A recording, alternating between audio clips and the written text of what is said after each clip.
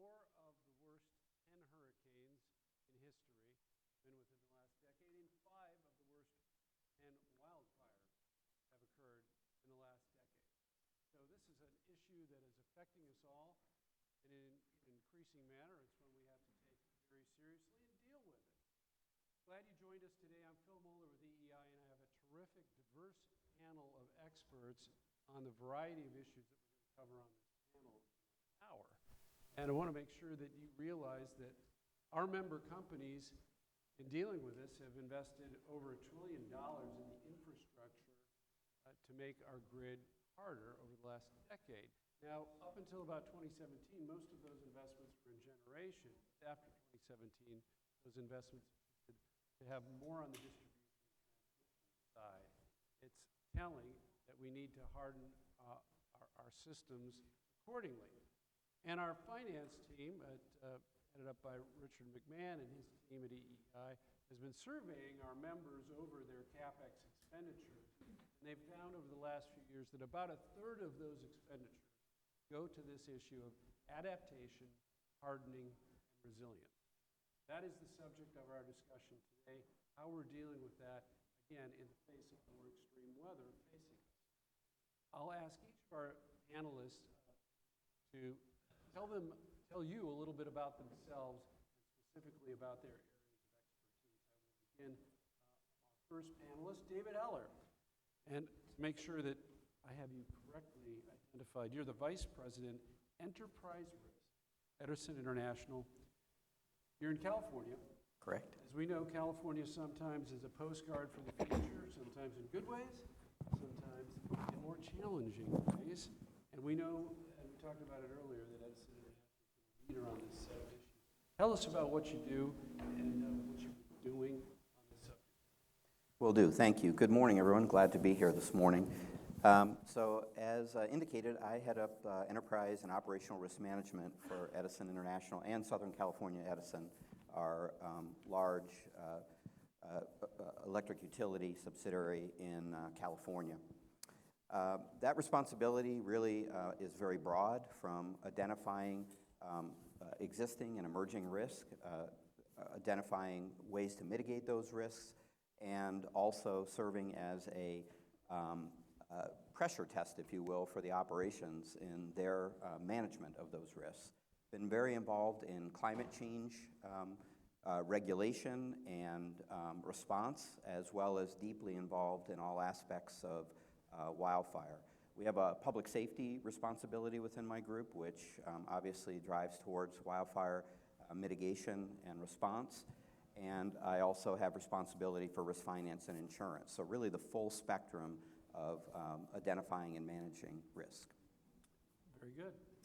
Our next panelist is Morgan Scott, who is the Director of Climate Ready, Sustainability, and Ecosystem Stewardship at the Electric Power Research Institute. And Morgan, I think a lot of people know about EPRI, but they may not know as much about Climate Ready. I heard you give the presentation to the EPRI board meeting in April, and I was kind of blown away because I wasn't expecting it. But now you have a chance to inform a greater audience about what it is and what you've been doing. Well, and thank you for that chance. It's really wonderful to be able to come here today and talk with you and this great audience about this really important topic. So Climate Ready, READi stands for Resilience and Adaptation Initiative. And it is really something new that EPRI launched just in April as a response to thinking about society's growing dependence on electricity as a final fuel, and recognizing that as that happens and we experience more extreme weather and changing long-term chronic climate, what does that actually mean, and how does the industry actually evaluate and think about climate-related risk and physical risk? And so this initiative is developed to create the framework that allows for that type of assessment. So we're focused on kind of 3 particular areas: understanding the climate hazard itself and thinking about the extreme weather. So what's the data that's available? What's the methodologies to better understand how we characterize the hazard itself? Then what's the framework to evaluate the vulnerabilities on the power system today, as well as think about investment in new assets and what they need to look like in order to operate for decades to come. And then last but not least, how do you actually prioritize those investments, thinking not just about the climate, but the many factors that we have to consider. So that's no small task for the next 3 years, but we're looking forward to it. We are as well. We'll get more into some of those details later. Our third panelist is Martin Gaffney, Vice President and Senior Underwriting Officer for AEGIS Insurance Services. AEGIS is an acronym and stands for Associated Electric and Gas Insurance Services. So you know the business. And we often kind of take insurance for granted, and yet you're a very important part of this discussion. So thank you very much for being here. And tell us, given your experience of over 20 years, what's your view of the landscape on this issue? Sure. Thank you guys for being here and allowing me to speak on the panel. I think initially, I think we want to understand not so much who I am, but what AEGIS is and the role AEGIS has in this industry. So I would say that, you know, our client list, our member list, is very similar to the EEI member list. So we were founded about 50 years ago to insure the utility business across the country, and that for this, you know, for this audience, that's pretty much every electric utility in the country within the portfolio, you know, and specific to this panel. We cover risks like wildfire. You know, from my perspective, I manage the liability in the comp department at AEGIS. So anything that I'm really saying to you folks is really surrounded around third-party liability, third-party risk, not necessarily first-party, which would be property. So, you know, I think, you know, to answer your question about the landscape of the insurance business, you know, any type of business, including utilities, you know, there's an element of predictability. So insurance companies, you know, look for predictability in losses, look for predictability over time. What we're seeing currently, there's a lot of uncertainty in the market, and that uncertainty is coming by way of claim severity. And really what that means is claims are costing a lot more than what, you know, we predicted or what we've seen historically. And what insurance companies in general, and I'll talk maybe a little about the market and then bring it back to AEGIS, you know, there's cutting capacity, raising costs, you know, putting on exclusions, not covering certain types of risk perils they've had in the past, which is causing a bit of uncertainty to insurance companies and to risk buyers. At AEGIS, you know, as the mutual, what we're trying to do, accomplish is mutualize those losses, you know, take the volatility in the short run or a series of years, but ultimately spread that risk across the industry. And that is, has been a little bit difficult because the losses that we've seen in the past are far greater in the current, and we believe that to be what's going to happen in the future. Hence the need for more investment in adaptation, hardening, and resilience. On a related note, we saw it started out maybe a decade ago that particularly the funds in Europe were more concerned about the ESG, environmental, social governance set of issues, and then there was much more interest here. And I think what we found was that all of our member companies in their annual reports would put out an ESG report, but probably as an addendum it would be potentially long.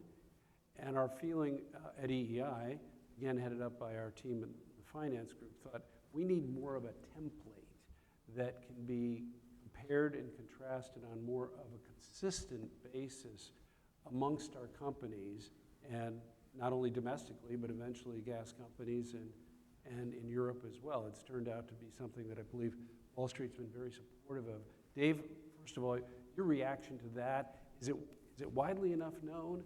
Do we have to do more to promote our EEI ESG template? Probably can't promote it enough, so that's a starting point. We are a user of it, as you know, and have been, as we are the Climate Ready model. California is a different beast, and I should start by saying that that obviously impacts our company. Southern California Edison operates in the middle of the state between PG&E and SDG&E in the south. We're about 50,000 square miles and principally a wires business. We do very little of our own generation. And I raise that because it really gets to these issues that have been raised around ESG and climate ready and so forth, the state really has for many years had a public policy approach that promotes efficiency and now carbon reduction and climate change adaptation and so forth. So part of the reason that we don't have a very large generation capacity is that we were forced regulatorily to divest of most of our generation, and for many, many years have been not permitted to generate electricity from coal or buy electricity that's generated from coal outside of the state or other hydrocarbons. So for us in California, very much in line with the Europeans, with at least the E part of ESG, and very much the trendsetter. Some you may agree with and some you may not in 49 other states, but certainly with the FCC rule coming about, and we have been very much aligned with EEI on comments to that proposed rulemaking on mandatory disclosure around ESG. More is definitely, I think, beneficial to everyone, and the more we can systematize it and template it, that EEI has helped us get a good start on, the better. Well, good to hear. I'm glad you're using it and it's productive. Martin, what's your sense in either the domestic or the international insurance world? Do they appreciate the ESG template? Do we need to promote it more?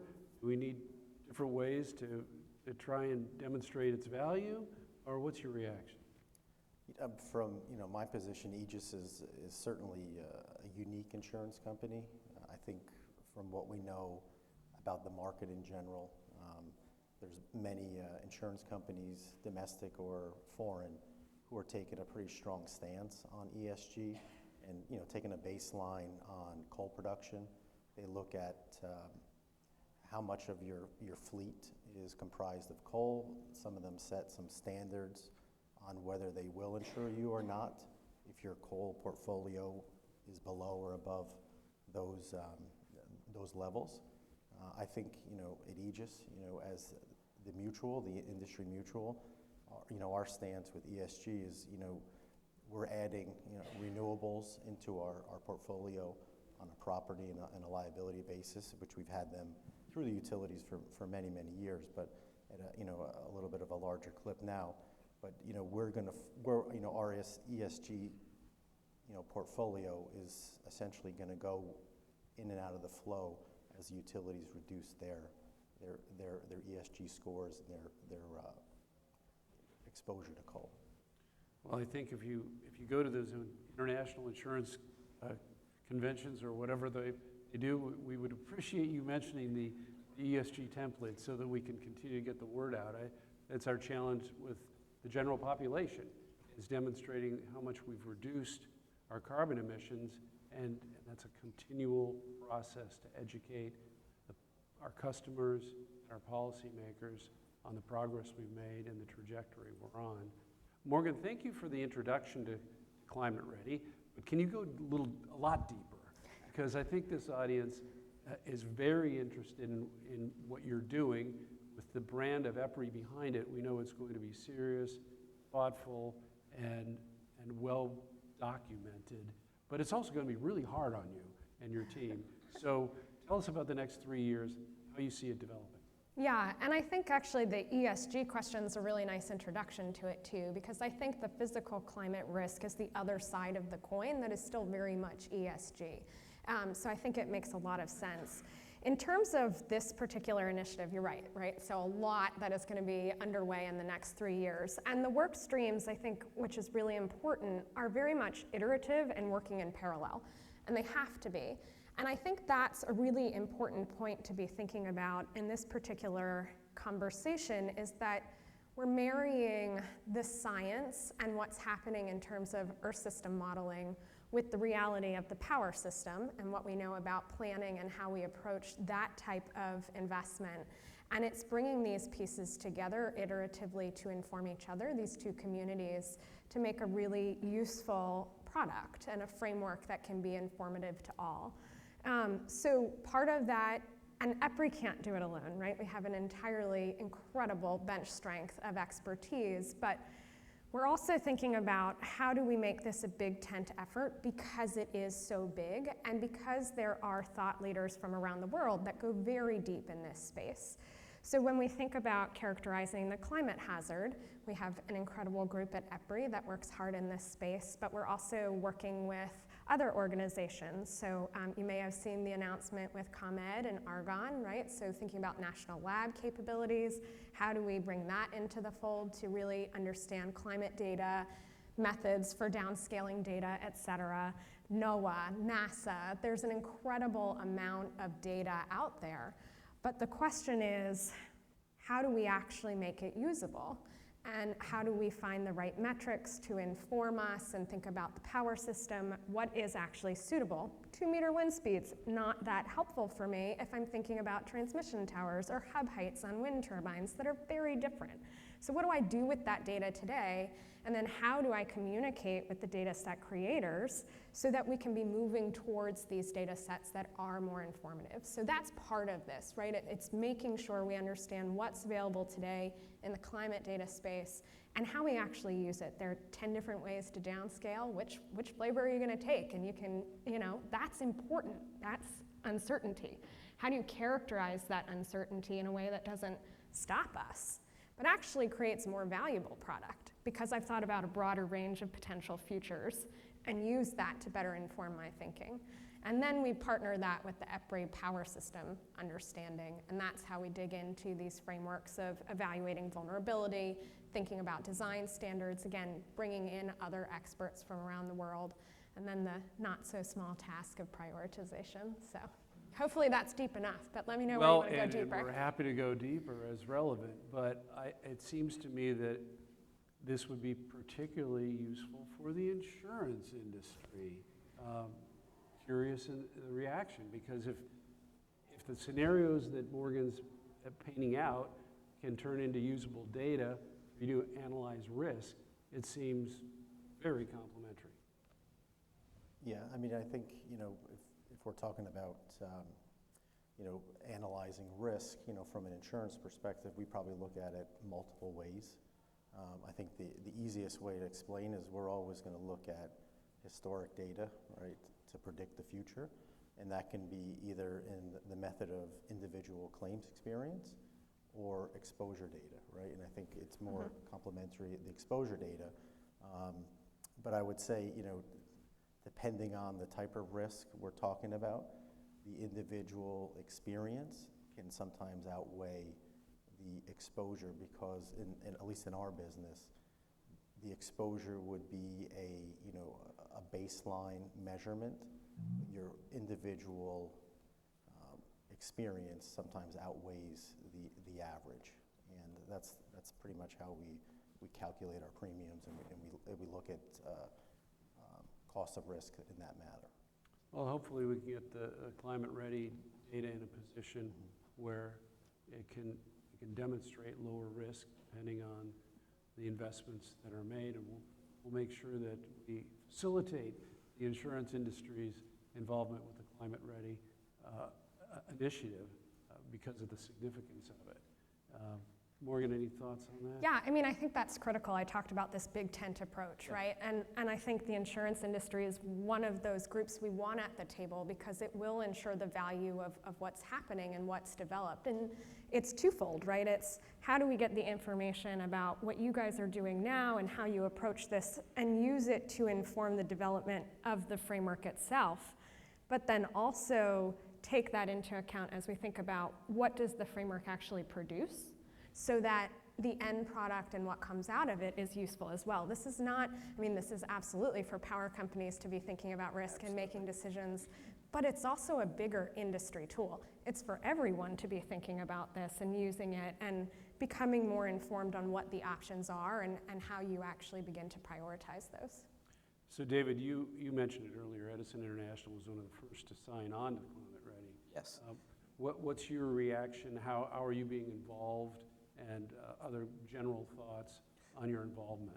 Yeah, so it's very helpful, and in fact, in California, And I don't want you to get the impression that we merely follow the regulations, because we obviously evaluate risk more broadly. But the regulatory schema is, much different than in many other states. And we do have what's known as the CAVA in California, which is the Climate Adaptation and Vulnerability Assessment requirement. We were the first investor-owned utility, just based on luck of the draw, timing with our general rate case and the like, to have to file our CAVA. It corresponds very well with Climate READi, or the major elements of it, maybe not one for one. And what CAVA requires the utility to do is take a look at what climate change will do to our operations in the 30, 50, and 70-year time frame. Gets a little out there, 70. But in any event, and think about what investments are needed so that we can maintain reliable, safe service, and importantly, do that without breaking the back of customers. Very, very important element of that. And so we've filed ours. I encourage you to read it. I'm happy to provide a citation, afterwards if anybody wants it.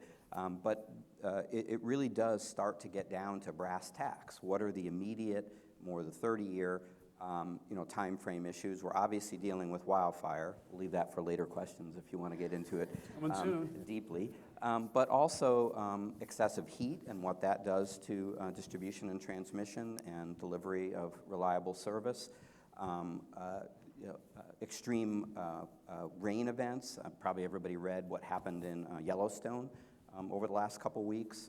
Record flooding from that kind of event. Are we going to see more of that in the West? And just, the list of I think we described it as a list of terribles for this, panel goes on. But the point is, what do you do about it? How do you invest to make sure that, as in the case of California and much of the rest of the world and the U.S., electrification in the name of carbon reduction continues, that we make sure that we're building a system that people can rely on.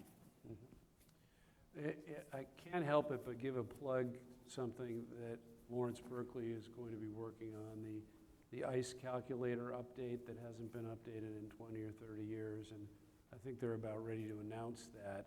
And that'll be so critical because, the value of electricity to people is, when they don't have it, is way, way, way more than what they pay for it. And this will help justify to particularly state regulators the investments that need to be made on adaptation, hardening, and resilience to precisely meet what you just said, David. We want to do everything we can, and we saw some heat domes last year that Portland and 119, Oregon, unheard of, and Seattle and other areas as well. So we'll probably get back to Climate READi, but if people want to know more, Morgan, where do they go? Me? No. We have a website, so epri.com/ready. And I'm happy to get you any more information as well. That sounds good. Again, we're glad you're here. Martin, as you mentioned earlier, you deal with most of our members. What are your thoughts about the wildfire risk? I mentioned it in the early comments. It's increasing in severity, the wildfire risk. There are wildfires going on right now, and they're not just in the West either. Right. Your general thoughts from AEGIS on that set of risks? I think you touched on it. It's certainly increasing in severity and frequency, which is a problem. I would think most insurance companies can handle one or the other. When they're combined, both frequency and severity, that becomes, you've heard coined the term frequency of severity, that becomes problematic. For wildfire, in our portfolio, we've encountered, wildfire claims, losses for the past 30 years. I would say 2007, 2008, we saw that spike in Southern California with the start of catastrophic wildfire. Subsequent years, we saw that in Northern California. And since then, it's really not just a California issue. It's probably a Western U.S. issue at the moment. In many, many states, I think pretty much, at least from our perspective, any electric utility has a significant wildfire exposure. What they're doing about it is probably something that we're going to discuss. But I would say that in the last, few years, what we've uncovered, or what we see, is, not just the West, it's all of the U.S. that has a wildfire issue in pockets of their states. And, I think that's an issue that utilities are going to have to deal with. And from our perspective, we're seeing utilities not only have vegetation management programs, but they're getting into specific wildfire mitigation programs and being proactive. And I think the California utilities were the first to do it many, many years ago, and the other utilities are kind of getting up to that speed currently. We have an EEI wildfire practice that has been in existence about 5 years, and the Electric Subsector Coordinating Council has a working group on wildfires that PGE CEO Maria Pope's been leading. And it's great to have her because she's a timber expert. Right. And, not all trees are the same, and they burn differently. Absolutely. And so, David, I have to, because you've been in that risky area very directly in Southern California. Your thoughts on, you have more than wildfire risks, but you have earthquakes and potentially tsunamis and perhaps locusts at some point. But, yeah. 7 plagues, I think, is what you're getting to, right? I wasn't going to name them all, but I wanted, our framework doesn't cover that. Okay, there you go. Well, maybe the next iteration. Yeah. I need a job for a long time, so you never know. David, your thoughts on how you approach that variety of risks with a special emphasis on wildfires? Yeah, so it is pretty much what you might expect. And first of it is having the systems, whether it's key risk indicators or other methods, to identify when these risks not only have manifested, but what the speed of onset's going to be. And I think that's a little bit of what got us in California. Wildfire has existed, obviously, forever. And frankly, we operated our systems in California for, 125 some odd years. With bare wire, really operating them the same way, generally. There have been improvements in fuses and other related isolation technology and so forth, but pretty much the same for 125 years, and now we have catastrophic wildfires that our utilities started.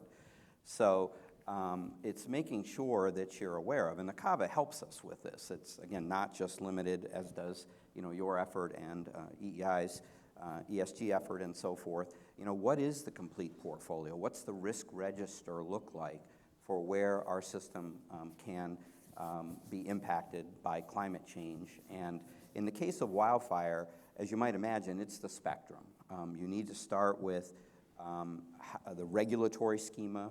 And in California, we have what I would say is, again, landmark, in this case, legislation as opposed to regulation in AB 1054, which is recognizes that utilities have to meet a certain standard and be issued a safety certificate, really a fire safety certificate, but a safety certificate. And if they do, there's access to a catastrophic wildfire fund that, Martin, we might talk about a little bit in the context of, can the commercial markets fill the slip on what the needs are for these catastrophic wildfires? And right now, the answer is probably no. So we have AB 1054 that provides balance sheet protection for the investor-owned utilities in the state when there are losses in the aggregate in any one year above $1 billion.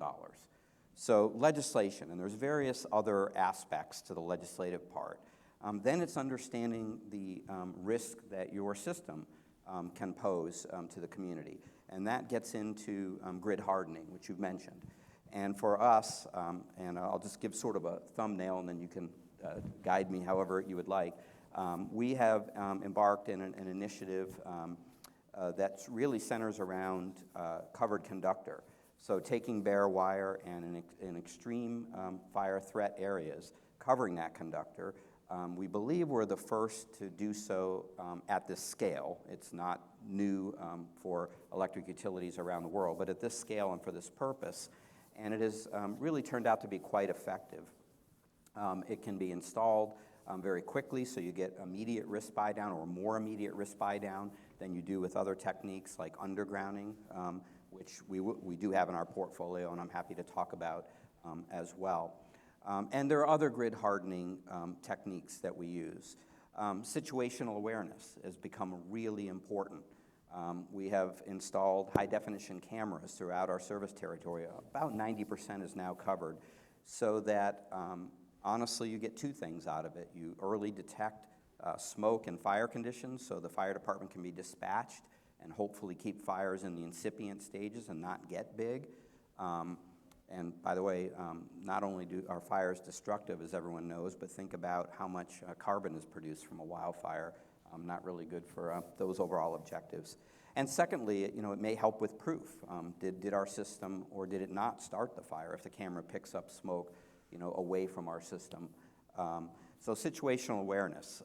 We also have implemented, and we may be the largest or one of the largest private owners of weather stations now in the country. And the idea is that the National Weather Service does a fantastic job of forecasting red flag and, in our case, Santa Ana wind conditions, which really exacerbate wildfire conditions once they get started in ignition. Micro-weather forecasting feeds into our supercomputer and helps with analyzing those circuits or even circuit segments now that are extreme risk, and helps us with hardening decisions, but also with public safety power shutoff, something that is a mitigation of last resort. After all, we want the electrons to flow, that's the whole purpose. But if the conditions are bad enough, we will cut the power. And these micro-weather forecasting stations allow you to do that with precision, so the least number of customers are impacted, as opposed to using a blunt instrument where large numbers of customers have to be cut unnecessarily. So just to scratch the surface, and then the last, of course, is risk financing, which AEGIS as our partner and other commercial insurers, and then ultimately the AB 1054 fund. I do want to mention that customer-funded self-insurance has become much more a part of the portfolio as well.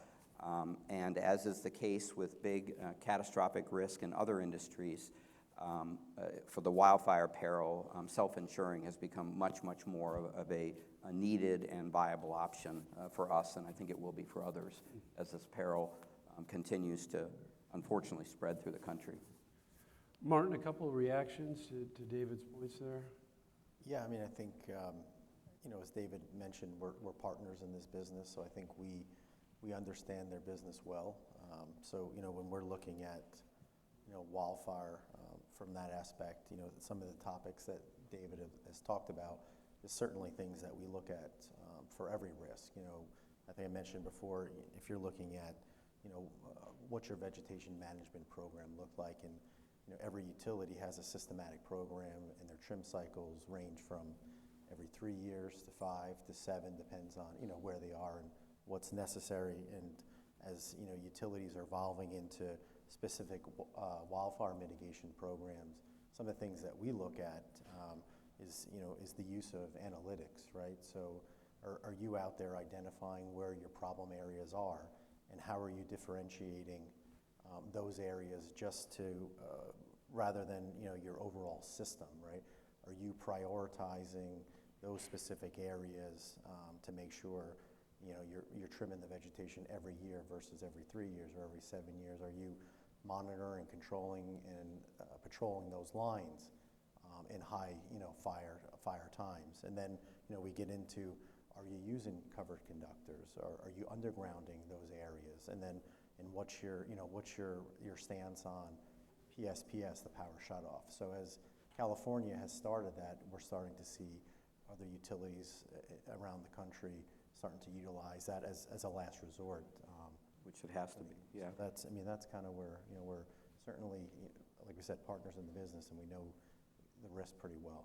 Let me just mention for a moment, too, just veg management, because I really think it's a very important point. And there's an example where, maybe the regulation hasn't kept up with the risk. So, in California, 4-foot trims are required, and we're going to as much as 12-foot trims where the risk is significant. So just one exemplar of where you have to keep up with the actual risk, and sometimes the regulation isn't quite there yet. Well, a lot of our member companies have looked to the leadership of the California companies and spread those best practices. But we also look to international folks as well. EEI has an international program, and I know we've had CEOs from Australian utilities to come in and talk about the wildfire risk, particularly in New South Wales, that has been devastating there. And whenever I go to an EPRI summer seminar, I'm always impressed by the international presence that I sometimes forget about. And so there's a lot that we can learn from and share with our international colleagues, regardless of our role in this large, complicated set of issues.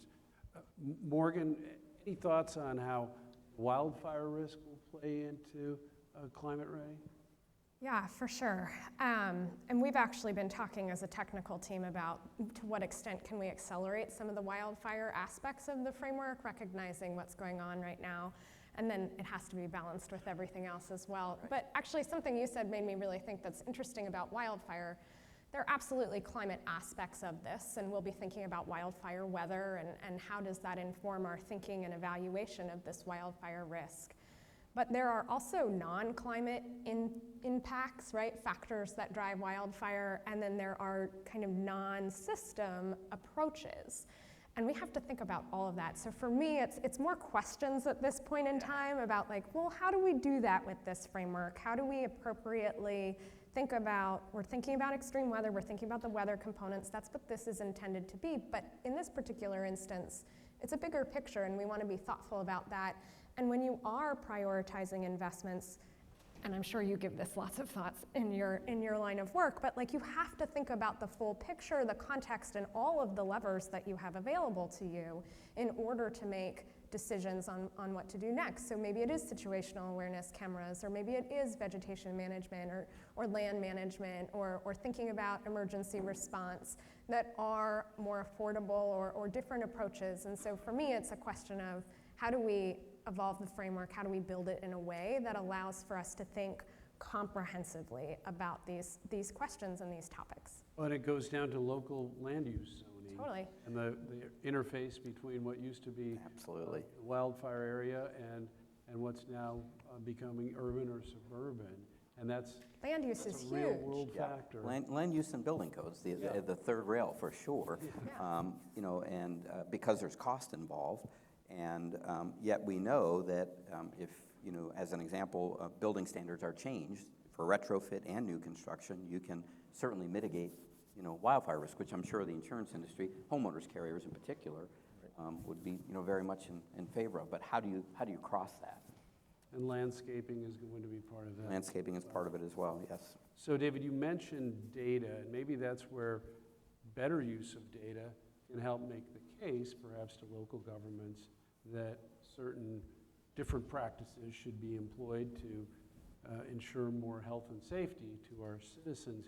You mentioned a lot of the areas that, I mean, were almost unthinkable 10, 15 years ago. Some of what you're doing in California with not only the sensors and the high definition cameras, but some of the other technologies that can know when a line is snapped before it hits the ground. Yep. But where are the gaps that you see that still exist in terms of either the acquisition of data or the analytics of data that can further help us?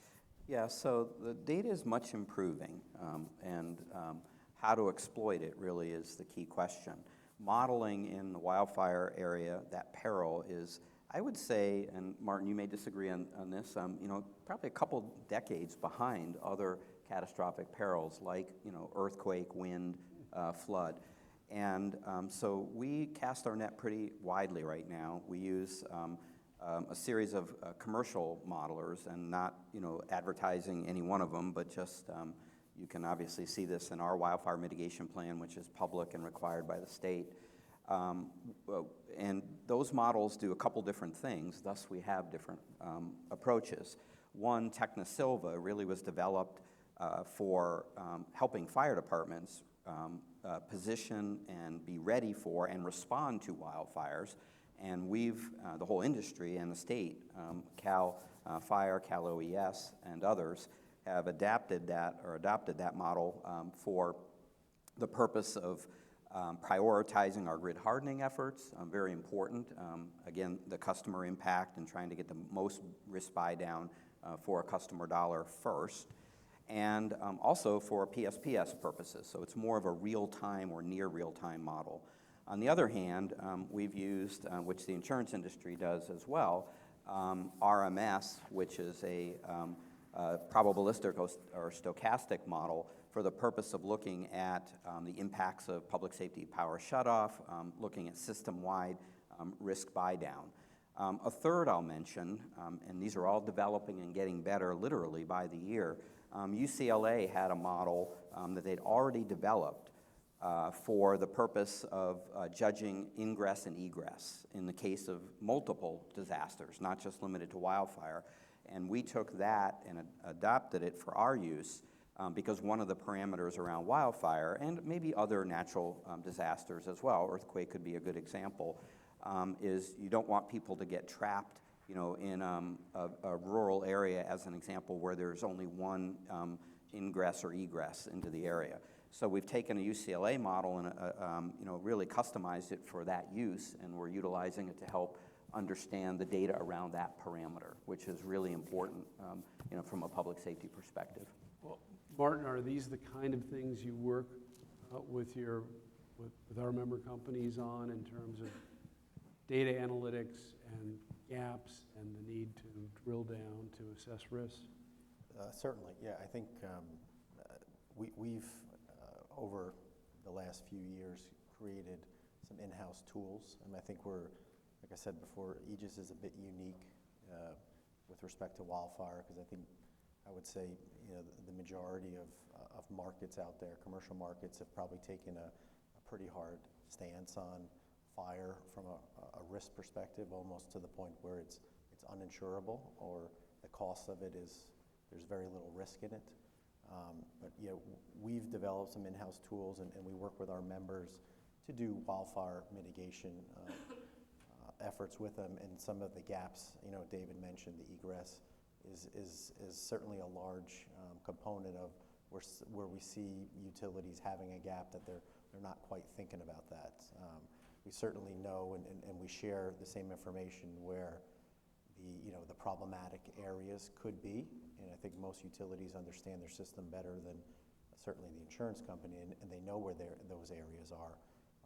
But yeah, we're working on models such as drought models, right? And we're seeing how those drought conditions are changing, month to month, year to year, and is it getting worse, better, right? What did your system look like, your territory look like a year ago? And you can read about heavy rains, and which only go to add to vegetation and that vicious cycle and such. But what we've developed, we've taken some tools from probably the homeowner's business, right, where we look at structural data from a residential and a commercial perspective, and look at what the probability of those properties having exposed to wildfire in different conditions. And we've really stripped that down and did some modeling of our own, and looked at those structures within the utilities service area.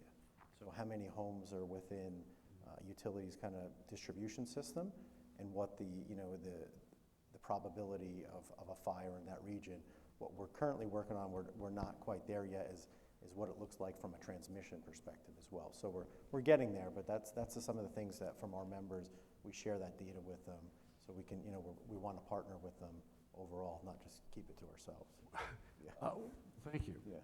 I think similarly with flooding, we have obviously heard over the last decade or so realizing the probabilistic assessment is not that 1 in 1,000 year flood happens every 1,000 years, but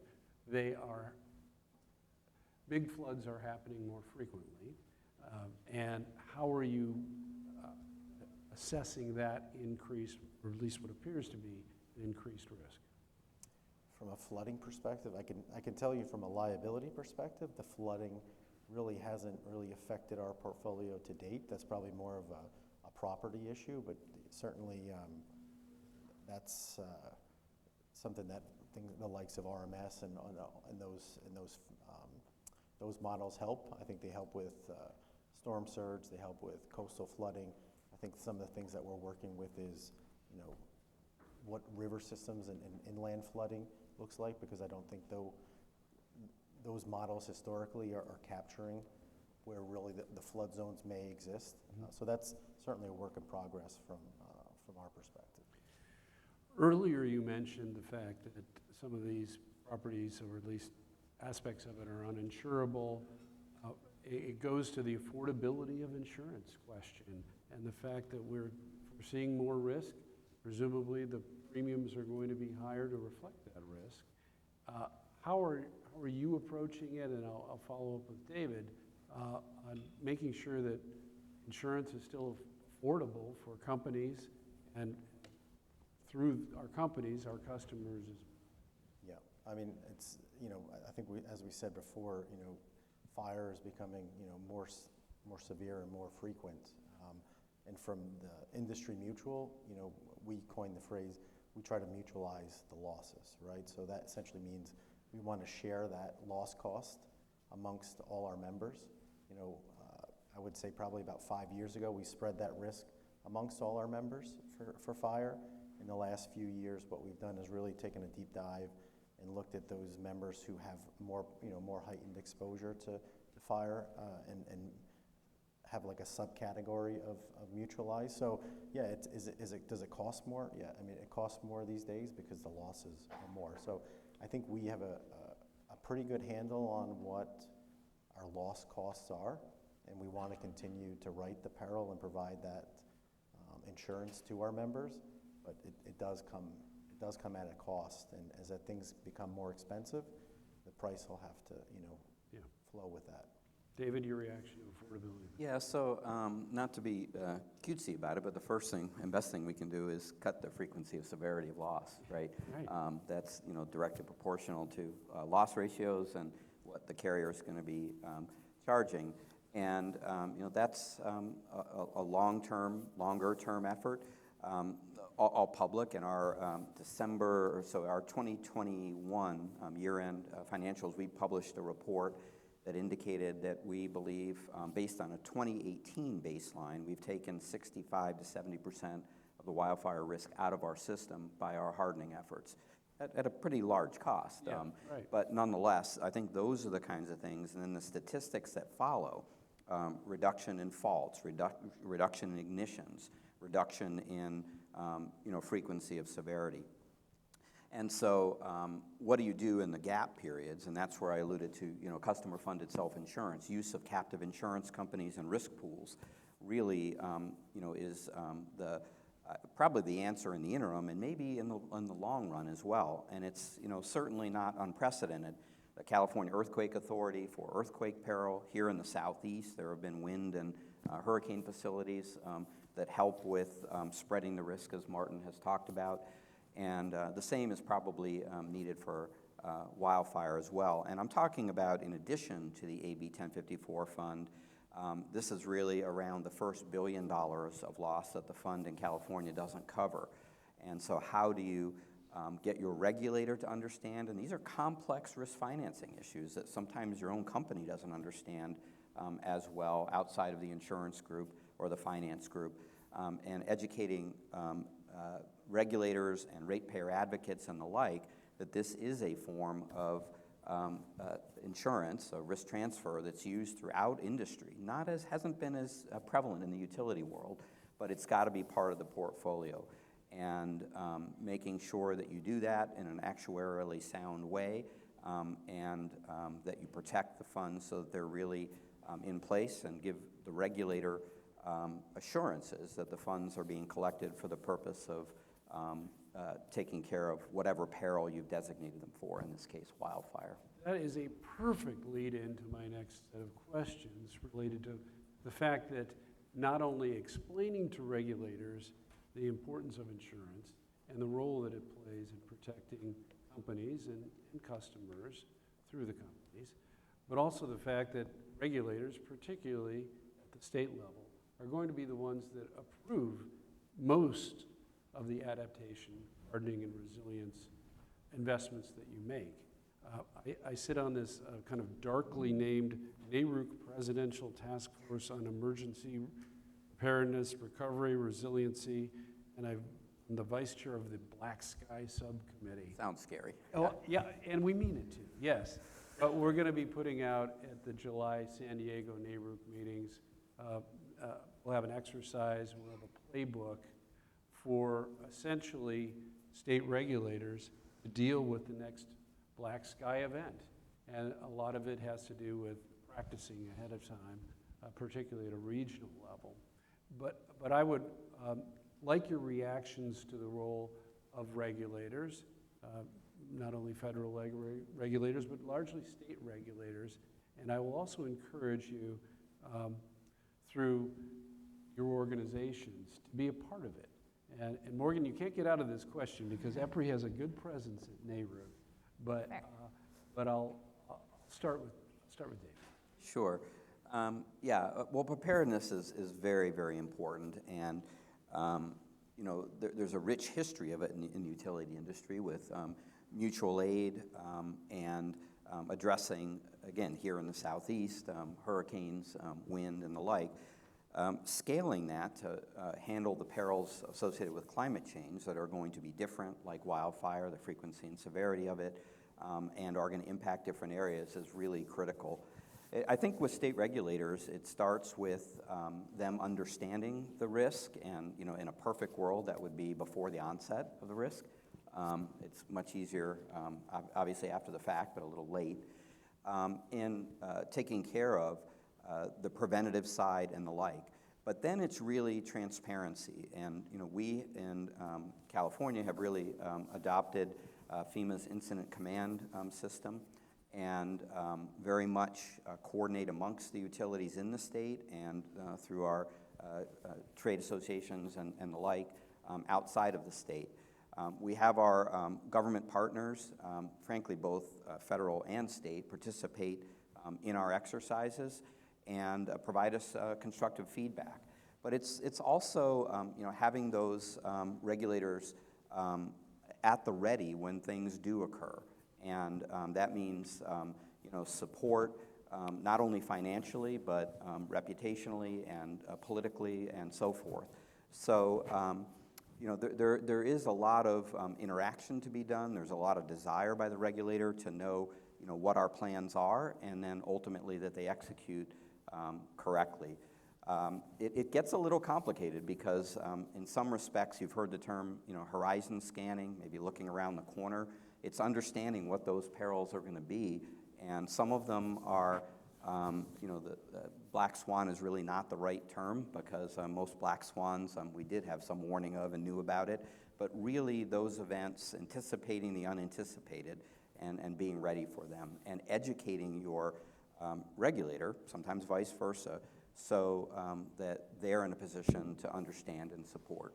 And that's applicable around the country, whether you're facing a hurricane on the East Coast. Absolutely. Or a nor'easter that hits the Northeast unexpectedly. Keeping that communication going with state and local officials and practicing ahead of time, I think, is key. And I'll modify the question a little bit. Morgan, I'm sure that the neighborhood crowd would love to hear about Climate READi when the time is right. Well, I'm pleased to say they know about it already. So we have started those conversations, and actually Katie will be at the meeting in July to talk a bit about Climate READi there as well. See her there. So, yeah, I think one of the great things about EPRI is that we get to do the technical work that provides the scientifically defensible and the rigorous background in order to inform decisions that others get to make, right? So for me, when I think about this particular conversation, I think about the framework itself. How do we develop the framework in a way that recognizes that it will be used to justify and inform decision making? And that means a couple of different things. One, it has to be technically rigorous and scientifically defensible, right? So we're committed to that. Another piece of this is it has to be consistent. The methodology has to be replicable. And so we're very much committed to thinking about how the framework is consistent and replicable so that it can be viewed as an appropriate method to inform decision making. And it is also an education and engagement opportunity. So we have started to talk to NARUC a bit about what we're doing. And I think in the spirit of this affinity group that we're pulling together, bringing all the different organizations to the table and the perspectives Regulators are a part of that conversation. Again, the same as I talked about from an insurance standpoint, to inform what are you doing now so that we make sure we understand what's needed as we develop the framework, but also what does it output in a way that is useful to everyone. So I think it's important to have regulators at the table and to be talking openly and transparently. Transparency is going to be critical to making this work. Completely agree. Yep. And I'll commend EPRI. They've got a great advisory board of state regulators from around the country. But the ongoing challenge is that their churn is pretty fast. It's usually 3.5 or so years on average. So that education will have to be consistent. Martin, do you sense that the insurance industry has made contact or developed contacts within the regulatory community? I mean, you have your own set of regulators, which is apart from the economic regulators I'm talking about, or is there some potential there to better inform these key decision makers on kind of the extent and significance of the topics we're talking about? Fortunately, we don't have to deal with too much regulation in the position we're in. I think if, my contribution to the conversation was, I think we work hand in hand with the members when it comes to rate cases and such. And, our position on that is, we try to be as transparent as we can. We try to be, out early with our needs for, let's call it rate or any kind of change to our policy or something of that nature. We can let them know almost a year in advance, if not more, of things that we need to do, and that allows them to get those aspects into the rate cases early to get them approved. Well, you're a great third-party voice in these discussions, and we'll continue to try and facilitate and encourage your involvement because you're a key part of it. But as I said in my opening comments, sometimes you're not front of mind in this regulatory scheme that we're subject to. We're down to a few minutes left. I'll invite each of you to just make some closing comments. David, I'll start with you. Yeah, maybe build on what we were just talking about. As electrification of California, the West, and frankly the world, the country continues, I think we've also got to be very, very mindful of the interdependencies that more and more rely on electricity, and whether that's the communication system, water delivery, public safety, every aspect of life, increasingly so. We've got to just be incredibly diligent about the reliability piece and making sure that stakeholders are involved and very much aware of what the perils that we're trying to address are vis-a-vis climate change and partner with us. So it is increasingly becoming interdependent and very much from a regulatory perspective and from a pure collaborative perspective, critical part of what we do. Good. Morgan. Yeah, maybe 3 quick thoughts. So what gives me heart, what we didn't talk about, and an ask.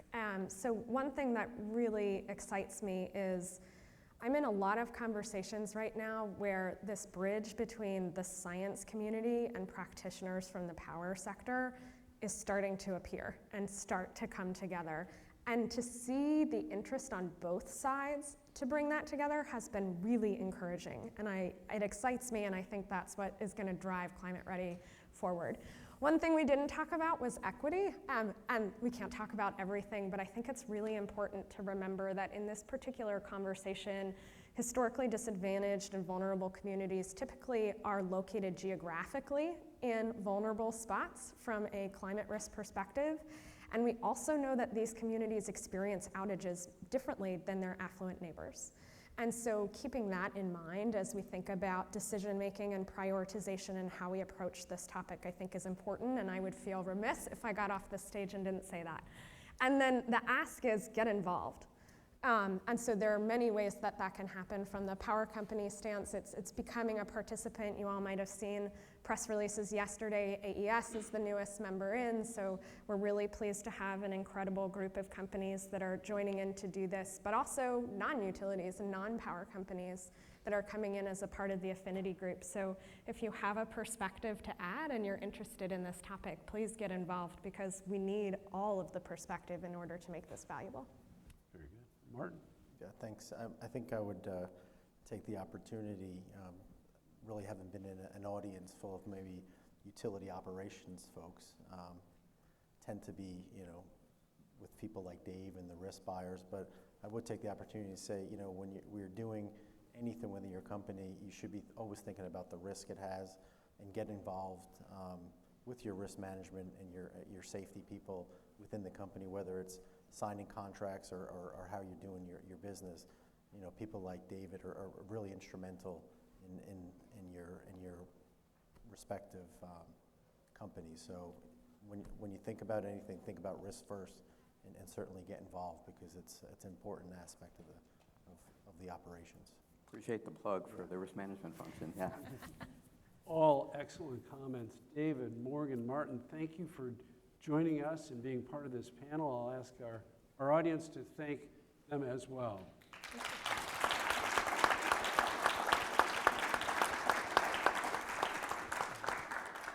That concludes this session.